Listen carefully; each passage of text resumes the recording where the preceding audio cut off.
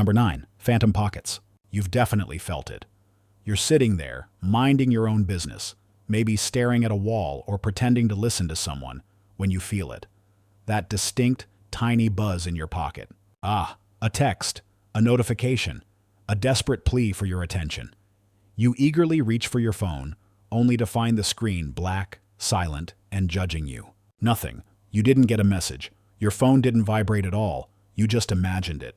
This isn't you going crazy. This is phantom vibration syndrome, and it's a classic sign your brain is screaming with boredom.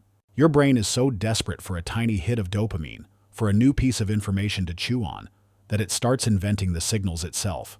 It's basically gaslighting you. It takes a completely normal sensation, the rustle of your pants, a muscle twitch, the memory of a vibration, and rewrites it in your sensory cortex. As phone buzzing, get the stimulation now. It's the neurological equivalent of a bored dog hearing the crinkle of a plastic bag and assuming it's a treat. Your brain has been conditioned to associate that buzz with something new and exciting.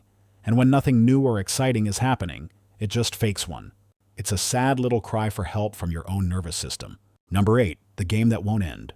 Ever spend an entire weekend glued to a game? Maybe it's a puzzle game with falling blocks, or a candy-matching simulator, or even just organizing spreadsheets at work for 8 hours straight. You finish, rub your tired eyes, and try to re-enter the real world. But something is wrong.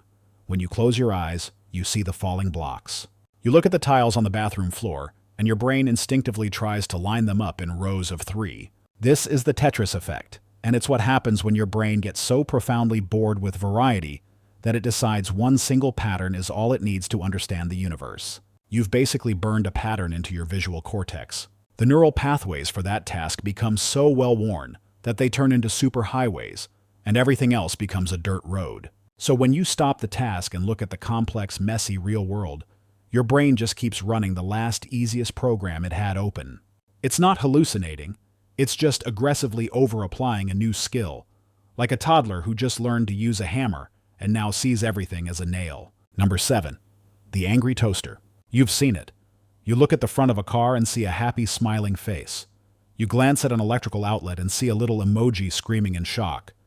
The wood grain on a door forms the profile of a bearded man.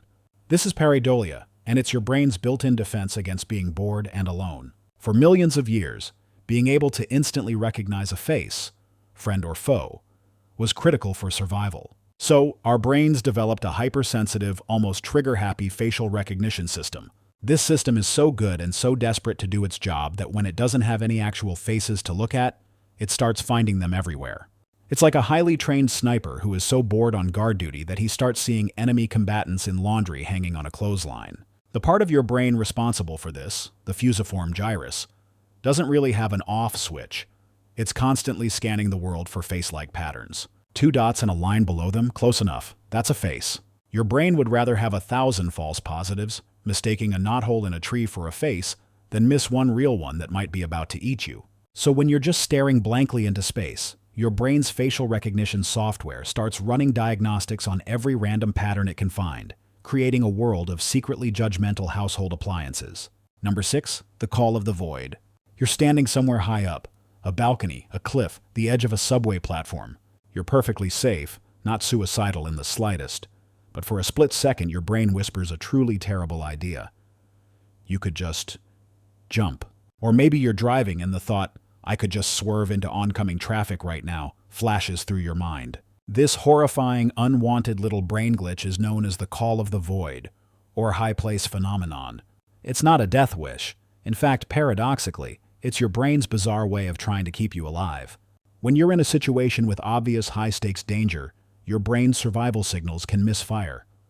One theory is that the conscious, slow part of your brain registers the danger. Okay, we are high up, be careful. But the faster, more primitive part of your brain just sends a massive context-free alarm signal.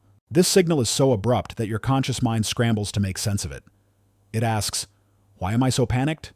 I'm not going to fall, unless I wanted to jump. Your brain basically invents a fake, horrifying intention to explain a real but confusing survival instinct. It's a momentary short circuit between your sense of self and your raw survival alarms, leaving you feeling like a psychopath for a second. Number 5. The broken record. It starts innocently. You hear a catchy song on the radio, but then it doesn't stop. For the next 3 days, the same infuriatingly cheerful chorus plays on a loop inside your head while you're trying to work, eat, or sleep. This is an earworm, and it's your auditory cortex being incredibly, profoundly bored. Your brain loves patterns, but it also hates incompleteness.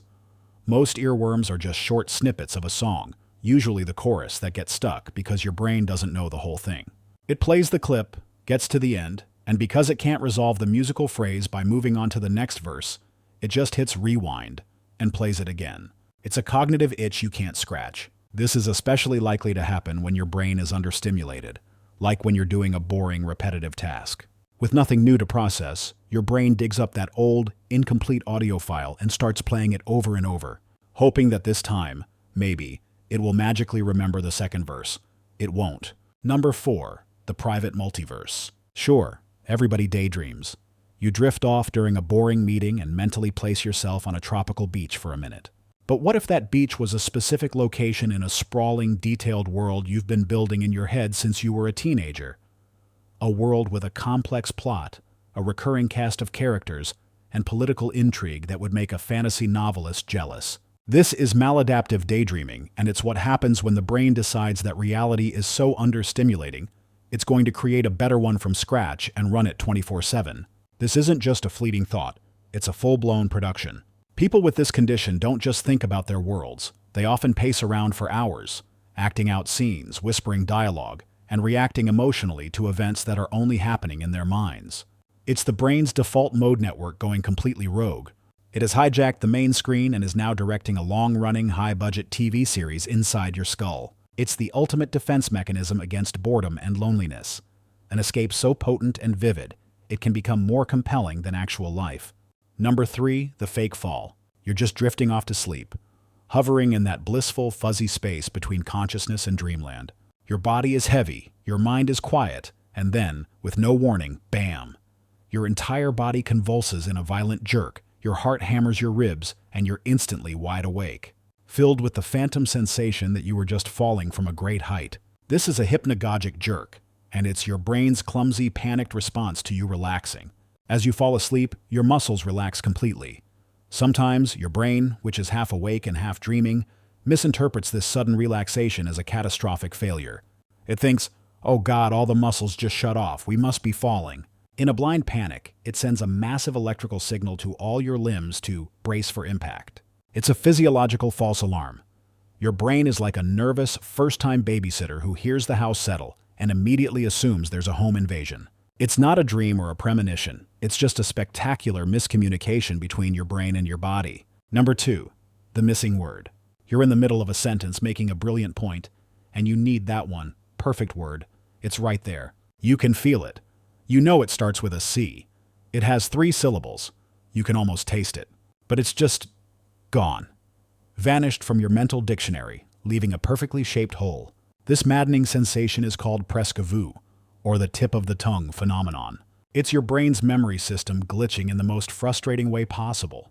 It has activated the semantic information, the meaning, the context, everything about the word, but it has failed to retrieve the phonological information, the actual sounds that make up the word. It's like a computer that has found the file you're looking for. It can tell you the file size and the date it was created, but it absolutely cannot open it. Your brain even gives you clues, like the first letter or the number of syllables, which is its way of saying, I know what you're talking about. I really do. But the connection is just buffering. It's a temporary short circuit in your recall ability, a mental dead end that your brain is fully aware of but powerless to fix in the moment. Number 1, the confident lie. Your brain hates a vacuum. It absolutely despises not knowing something. When there are gaps in your memory or perception, your brain doesn't just leave a blank space. Instead, it quietly and confidently invents something to fill the hole, and it does it so seamlessly you never even notice. This is called confabulation. It's why you can remember a childhood story with a vivid detail, like that you were wearing a red shirt, only for your mom to show you a photo later where you're clearly wearing a blue one. Your brain didn't have the data for your shirt color, so it just made a logical guess and inserted red into the memory file as if it had been there all along. This isn't lying. You're not being deceptive. It's your brain acting as an over-enthusiastic storyteller, patching plot holes in the narrative of your life to make it more coherent. It does this with your vision, too, filling in your natural blind spot with whatever pattern it thinks should be there. Your entire experience of a continuous, unbroken reality is, in part, a clever illusion. Your brain is constantly inventing, editing, and fabricating details to present you with a smooth, believable story. It's the ultimate spin doctor, and its only client is you.